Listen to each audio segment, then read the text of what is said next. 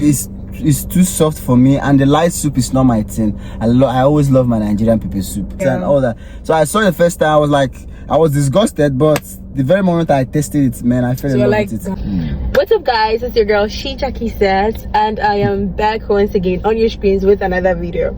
Now, this is probably like my comeback video because I've been off for 2 to 3 weeks on my channel. I've been recovering, as I said. Probably might not want to go into details as to all the sickness details, but hey, I'm gradually recovering, but I'm back with a banger content. Yeah, this is a banger content because this is like Ghana, Nigeria. So guys, meet my friend Melchizedek. His other names I can't pronounce. He's a Nigerian.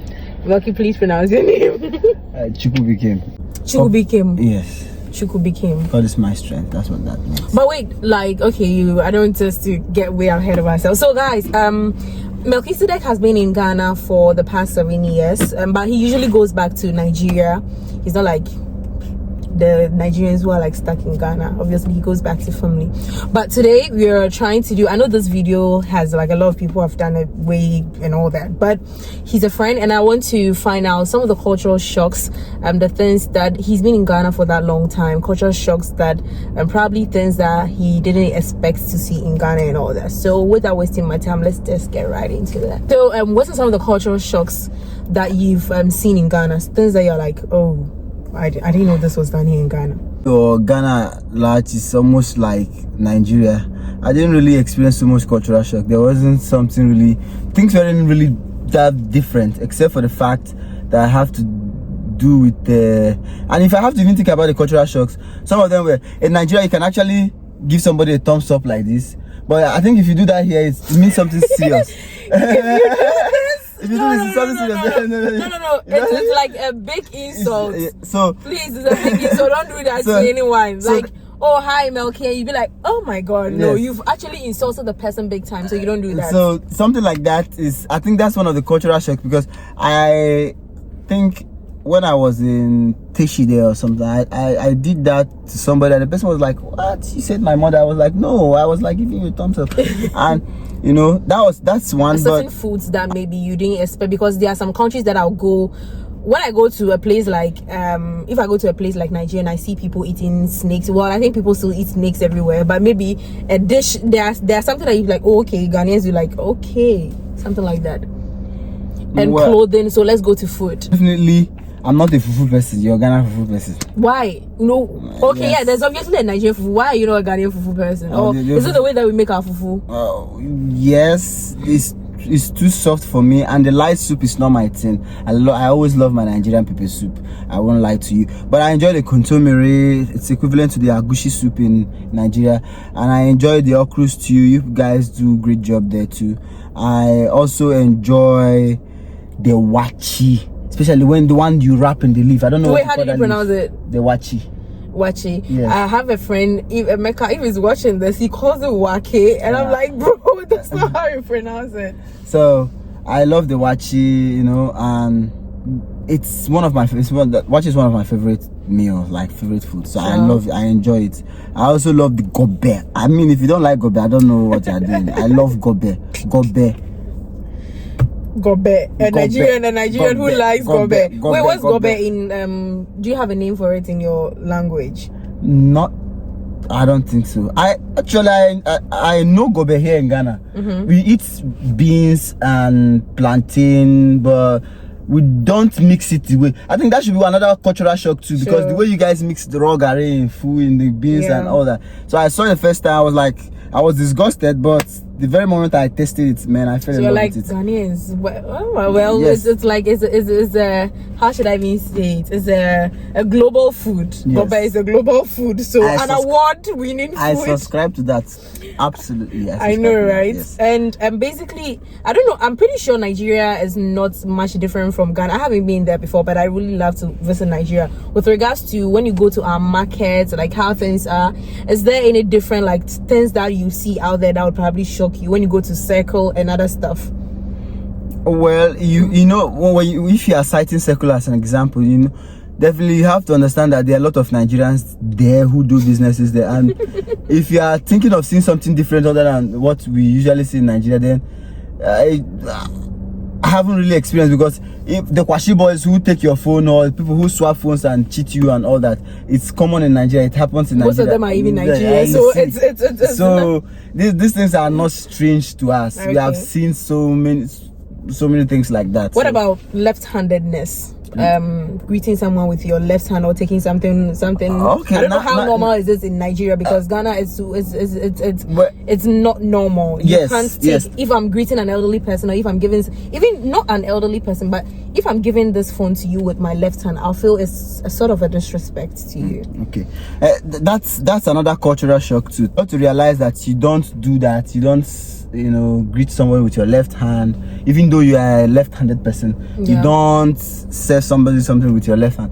I get to learn those things here. I mean, in Nigeria, it's significant to some point, but people don't really take that so serious.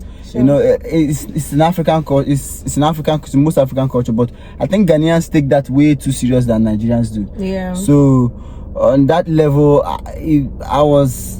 I became a little bit more conscious when I'm dealing with a Ghanaian, especially when I have to give something to a Ghanaian. Sure. Especially an elderly person. For some of us, we don't care about.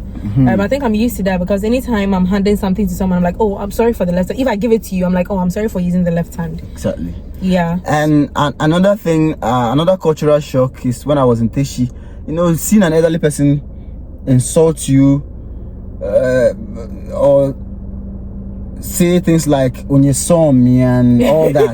Sorry, excuse me, onye saw me. It's very common. If you're in Teshi community, you can see an elderly person say "onye saw me," "onye toto me." Permit my word, but this is something that happens because I was in the environment. Those were shocks. So when I got to realize that this is what it actually means, I was like, really? An elderly person can actually say that? So in Nigeria, you hardly see. No. No, man. They are raw like that. Yes. Essentially, sorry. I'm not trying to be ethnic, but there's some like ethnic groups that like the gas don't massage it. The gas are just like that, like a bit aggressive, like the ways. So sometimes it's normal, but even the accounts too, sometimes you hear a Ghanaian mother, oh yeah, kwasia, like those kind of insult. Like I think it's very normal. So I'm not even limiting it to just maybe Ghana, because being in living in Kumasi, living in Eastern region, living in other communities, I think it's something that we are used to. It's very common for like our African grandmothers and mothers to just be insulting you. You're stupid, you are this, like in a very local language. So yeah. So that's basically it. Something called the Ghana man time, especially. It's everywhere. We call it African time. Oh, okay. You say 6 o'clock and somebody turns out 8. I see. So basically, it means that Africans, we are just like that. I mean, Ghana as a whole should be better than this. Sure. Should be greater than this. Nigeria should be greater than how it is today. I mean, if we are time conscious, but unfortunately we are not. In Ghana, Ghanaians are used to calling people with titles like Mr. This, Miss This. Like, I don't know if you've realized that. If you go to places, they would prefer to call you Mr. Let me say Mr. Melchizedek, your surname or something. Ghanaians are used to that a lot, like preferring people with regards to titles. Like it's a thing of, I don't know if in Nigeria, like honorable, like titles are like a big thing for Ghanaians. It is, because especially a doctor. I don't know if that is how your place is. It is. It's the same way. It's the same way. Yes. If you're a professor, nobody wants to address you. You don't want anybody to address you as a common person. But Ghanaians, like we take much, because people feel that. I remember when I was in my national service way back, and usually sometimes you just forget to address a doctor or a professor with their title. Then you publish a story and there'll be a query that will come and be like, no, I'm a prof, I'm this. And even if the person is a prof and maybe you didn't know, you probably thought the person was a doctor, you'd be in big trouble. But I realized that the whites, usually we have these exchange programs and they come in, some of them are professors and they don't even like to be called that. They just go by their name. That's the simplicity. So I was just wondering if it is just a Ghanaian thing or if it is the same thing. It's there in Nigeria. People, because there's so much prestige in that for them. You get it. They feel like they've spent so much years in school trying to acquire this knowledge, trying to acquire this title, and you just can't brush it, or sweep it under the carpet like that. They want you to address them the way they need to be addressed. Sure. So it's there in Nigeria too. I mean, and another cultural shock I think is you guys are fond of saying please. please open the door. Me pacho, me pay this. Please, I need that. Nigerians don't like saying no. It's we're brought up that way. It's actually weird. I remember, I don't know if my mom, for instance, my mom expects that hey there, mom. My mom expects that if she gives you a gift, you are probably supposed to wake up in the morning and say thank you and be appreciative of that. But my dad on the other side, because I was brought up by my dad on the other side thinks it's his responsibility, so there's no need for him to give you something and be like, Dad, thank you. I feel like it's much of a, but the fact is, once your parents are your parents and they give you a gift, one thank oh thanks, but my mom expects that the following day you give. She told me that when I was growing up, you're like, no, when someone gives you something, you wake up the following day. That shows the person how appreciative you are of the gift that has been given. So in her mind, she's like, if the person sees that, the person will say that, oh, this person is appreciative, so next time I'll give her something. Well, that's my mom. That's what my mom said. But sometimes I feel sorry. Like, I feel it's a bit lame though. But no, it's not. I mean, she's trying to, what she's trying to teach you how to relate with people in the outside world. Yeah. When somebody gives you something today and you remember to even appreciate them again tomorrow, it means that you're actually thinking about it. It means that the thing is significant. It means that the thing actually serves a purpose for you. Yeah. And there's an adage in my language that says, if you praise a great man for what he has done, he will do another one. Yeah. You get what I'm saying? Sure. So when you praise somebody, when somebody see that you're appreciative of what they've done for you, so I think your mom was trying to teach you how to be appreciative when people do something for you. It doesn't mean that you have to do it too much, but at least. But Nigerians are not used to that though. The please, the courtesies in Ghana is like too much. Sometimes, yes, it's too much. Way too much than what you have in Nigeria. But I feel we are used to it, so we don't even see that it's too much, because like, hello, please, hi, please, thank you. Like the please is like it's oversaid and overdone. Yes, it's oversaid. I mean, that's how you guys were raised too. Yeah. Nobody has to blame you for that. Old age is a big thing. You pick up a bus and maybe an elderly person is there. You feel you have to accord this person with so much respect, so you have to stand up and give your seat to the person. There are some other disparities, but I don't know if that's a shock. But here I learned that we call it conductor in Nigeria, but you guys call it mate. Yeah, Chocho. We call it mate. In Nigeria, if you are going somewhere, you say, I'll stop here. But I got to learn the right word. I will alight here. Those things I learned it here. Even you hear it from anybody, and that's the correct way. Yeah, the correct way of saying it. But we in Nigeria will say, I'm stopping this person. But you hear Ghanaians say, I'm alighting here, or they actually speak their tree to tell you where they are stopping. Sure. But obviously, if you don't say mate, you are how you are. You need to tell the mate, or sometimes you even say it's a mate. I don't even mention your name, mate. Please. So these are some. If you come to Ghana, there are certain things that you have to add. I don't know. I'm sure this is also in Nigeria, but because usually I hear the diaspora saying it more, that when you come to Ghana, if someone does something for you, something small for the boys, but I'm sure it's the same thing as in Nigeria, tipping and other stuff. As in, if people do things where they still expect something in return, like with regards to you going to wash your car, you've actually paid them for washing the car, but they'll still request for something small. Tipping is something that is everywhere, I believe. I've not been everywhere. I think tipping I've not been everywhere, but I think tipping is there in Nigeria. Boss, so when you come to Ghana, in Nigeria, boys, you know, go find us. Find your boy is loyal. Boys, you know, go find us something. Boys, you know, go boss, you know, go do this for us. It's normal everywhere. Yeah. People praise you just to.